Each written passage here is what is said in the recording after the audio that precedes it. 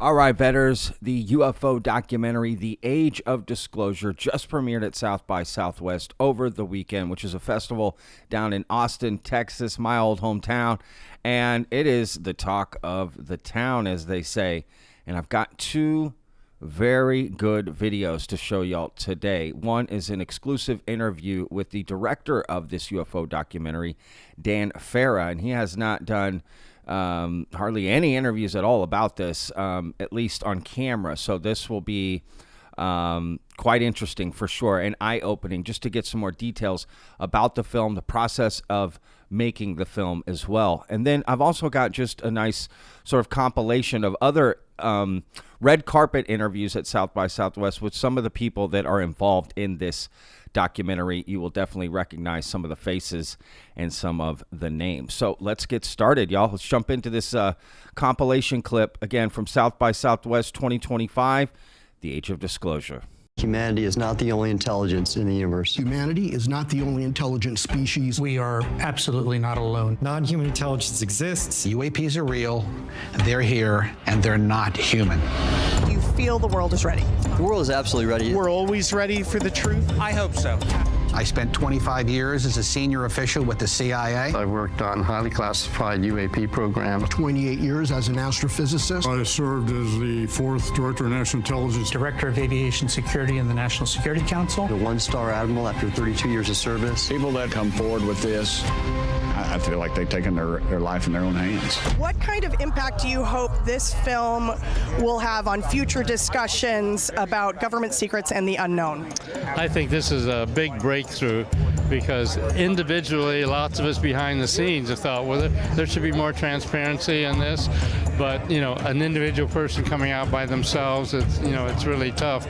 So the brilliance of Dan Farah was he very carefully behind the scenes went around and lined up 34 people and said, look, if you all come out at once, then we can make a statement. Once senior officials started leaning into that, it kind of spread like wildfire amongst those who are in the inner circle on this within our government, and they started to realize this is a unique opportunity to bring the truth out. I think it gave them an opportunity to tell their side of the story, and they had absolutely nothing to gain but public humiliation. I mean, myself, I've lost contributors, and they use this against me in campaigns, but over half the country, the latest polls, it was in 55 or 56% believe that we're not alone. We learned that the U.S. government was involved in a long-running secret war with other nations to collect and reverse engineer vehicles not made by humans. So as far as unlocking technology of non-human origin, what's the first thing you'd want to see us achieve? Limitless energy, space travel? Right. Well, there's so many things that we could tap into, right?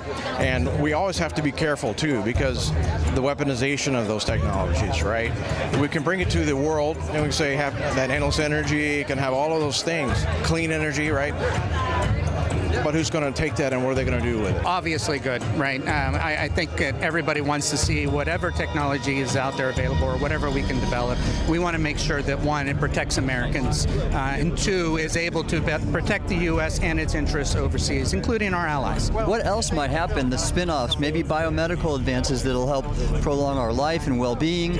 You can name it. Agriculture and food security. The world's our oyster at that point, right? So, I mean, I think ultimately it would be the most amazing thing for us to understand that the stars weren't as far away from us as we thought they were. I have seen with my own eyes non-human craft and non-human beings. So look at that thing. It's rotating. There's a whole fleet of them. The first country that cracks the code on this technology will be the leader for years to come. China has established its own version of a UAP task force. You think for a second that they wouldn't consider using it to achieve their ends of domination? This is similar to the Manhattan Project. This is the atomic weapon on steroids. If you were to ask one a question about Earth or our species, what would you want to know? Because there's never been anything. I would want to know what's your purpose for interacting and showing yourselves. How long have you been in Congress? If you were to personally meet a non-human intelligent being, what's the first question you would ask them about Earth or our species? Who says I haven't? this is so secret. Very, very few people in our entire government have been allowed access to it.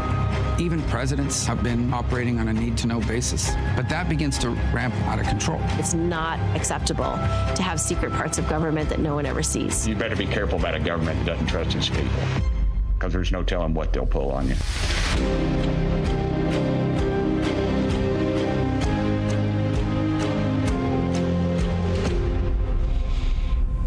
What else you want to know?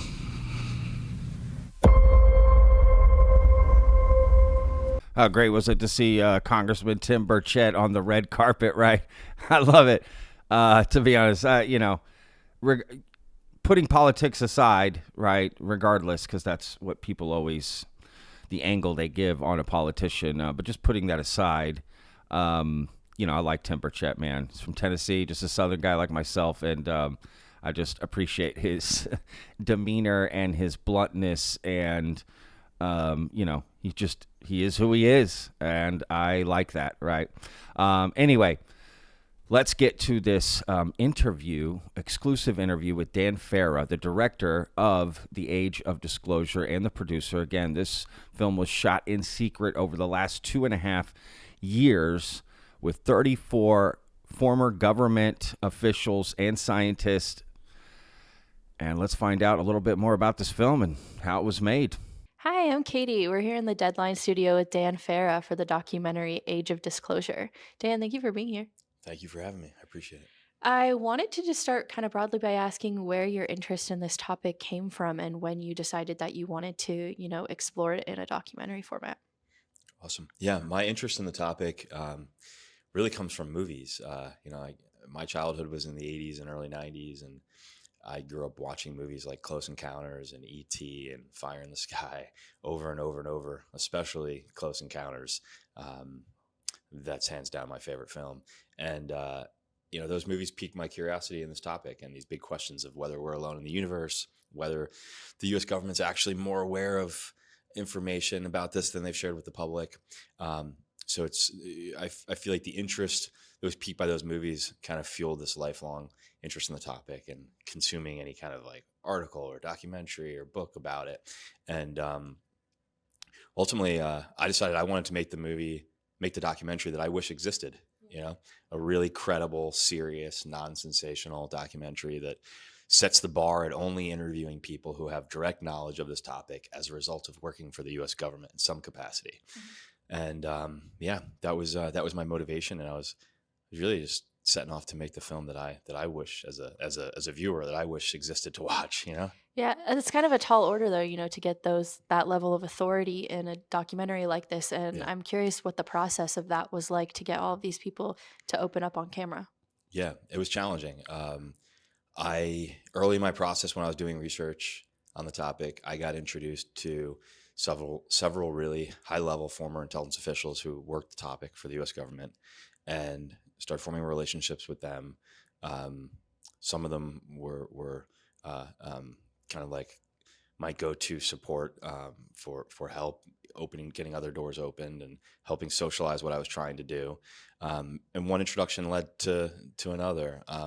Ultimately, I think a lot of the people I interviewed participated because I had put together a safe environment where they were surrounded by many other very credible, high-level active officials or former officials, and there was strength in numbers. So I wasn't asking any one person to kind of go out on a limb and be out there on their own talking about this stuff. Other thing that is really important to touch on is a lot of the people I interviewed have knowledge that they can't legally talk about, right? And I never asked them to do that, and I would never ask them to do that. But there's this whole other category of knowledge they have on this topic that they can lawfully, legally disclose, and they just historically been discouraged from doing so. So what I was asking them to do was to comfortably disclose what they legally could in the context of this documentary, where they would be arm in arm with other credible people.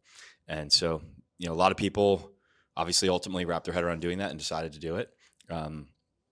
Some people ultimately decided that they were worried about the stigma around the topic, or they thought that they would be in danger by participating. So I ended up interviewing and including in the film, 34 high-level military government intelligence officials, but there were a number of people who ultimately chose not to participate as well. As you were going through and doing these interviews and collecting all of this information, I'm sure there might be several answers to this question, but what struck you the most, or what piece of information kind of struck you by surprise a little bit? I would say that the thing that surprises me the most is once I realized that once I learned from my interview subjects that there is a there, that this is a very real situation, a serious situation. And once I learned from the interview subjects how truly bipartisan it is also within our government, like senior officials from both political parties are taking this extremely seriously. It's to my knowledge, it's the only thing the leadership of both parties actually agree on, right? So what was surprising to me is that despite it being so serious and real, and despite it being so bipartisan, the average person has no idea about any of it. The public is very much in the dark on this, and that to me is the most surprising thing. Yeah, to your point, there doesn't feel like there is much these days that is a bipartisan issue, and I'm curious, exploring that through that lens of the bipartisanship of it and hearing from political leaders on both sides of the aisle how that informed your perspective on the topic, and just what you learned from seeing these two parties come together on something when they don't usually. Well, it made me realize more than ever that it's a really serious situation, and that I felt a lot of weight on my shoulders to responsibly make the documentary in a way that relays how serious this is, right? And make sure I kept that tone and made sure that it didn't come across sensational at all, and treated it with the seriousness and respect that the situation deserves. What questions do you still have, or wish to still explore about this topic? Well, I think we'll have to see what happens next. There's a real focused effort within our government to bring out the truth on this. Leaders in both parties are actively trying to make disclosure happen to the extent that it legally can. Senator Rounds is still fighting for the UAP Disclosure Act that him and Senator Schumer proposed. Senator Schumer was the Senate Majority Leader when he first pushed the UAP Disclosure Act with Senator Rounds. They're trying to push it through again this year. The House just announced a new committee 2 weeks ago called the Committee to Declassify Federal Secrets, and the chairwoman is Representative Luna, who's also in the film, and she's very bullish on making disclosure happen. That's a bipartisan committee. The leadership from both parties are involved. So there are elected officials in government right now who are very actively trying to disclose more information about this topic to the public. And I think this film is going to play a big role in that. I've heard from senior members of the current administration that they're very excited about the documentary. They're excited for it to get out there to the public. They think it'll be helpful in what they're trying to do to push for disclosure. And it's interesting. It's somewhere along the way of making this movie, my documentary about disclosure literally became disclosure. Yeah. I just want to end by asking, why is this disclosure so important to you, and why do you think that it's something that the American public should know about?